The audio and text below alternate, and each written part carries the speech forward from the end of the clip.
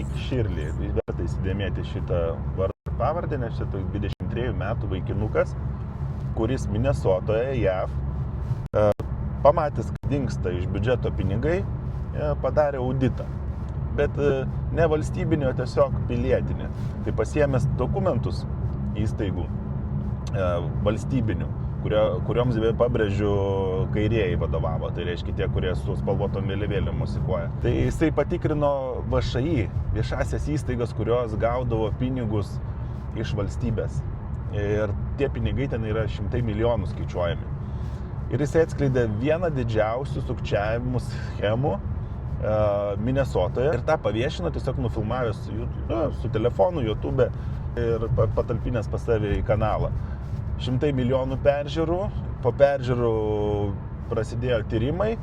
Tyrimai vedė prie to, kad buvo iš tikrųjų išaiškintas schemos, kaip buvo vagiami pinigai. Tai kodėl tą istoriją pasakoju? Nes analogiškai tą vadinkim sukčiavimo schema, kad mokesčių mokėtojai, valstybė ir iš valstybės eina į visokias nevyriausybinės organizacijos ar VŠI pinigai ir ten jie dingsta. Tai gudresni vagys arba sukčiai imituoja veiklą, o durnesni, kaip tenais buvo Minesotoje, iš vis tiesiog naglai vogė pinigus be jokios, ten tiesiog tušti ofisai, tušti angarai, kur turėtų vykti kažkokia veikla, ten net iki tokio lygio nesidrovėjo kažką daryti, tiesiog vogė. Tai Amerikoje, kada Elonas Muskas su Trumpu padarė, vadinkim, tos auditus nevyriausybinių organizacijų, drastiškai atsirado didelis kiekis papildomų pinigų biudžete, kas vedė prie ko? Prie mažesnių kainų kuro, apskritai mažesnių kainų ir didesnių algų dirbantiems.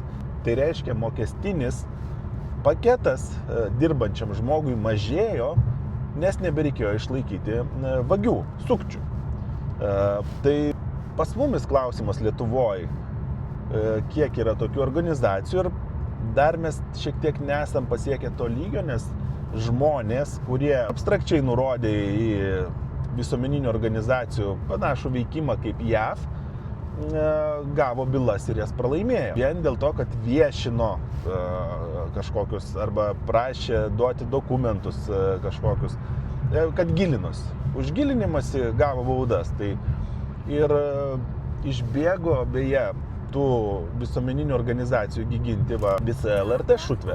Ne visa, negaliu pasakyti, ten 700 žmonių dirba, tik tais kelios dešimtis iš jų, kurie vadovauja tam paradui, išbėgo ginti vėl tų, kurie prisisteigė tų nevyriausybinių organizacijų. Ir jie ten dabar save skelbia laisvo žodžio gynėjais ar dar kažką tai.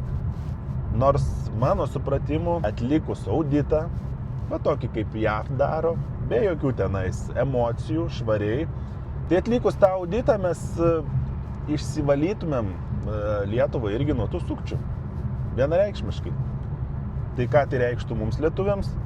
Mažesnės kuro kainas, mažesni mokesčiai ir dirbančiųjų rinką papildytų tie tinginiai, kurie dabar gyvena iš biudžeto siurbimo.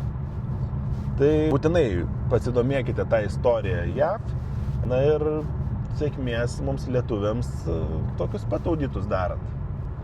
Gerų naujų metų!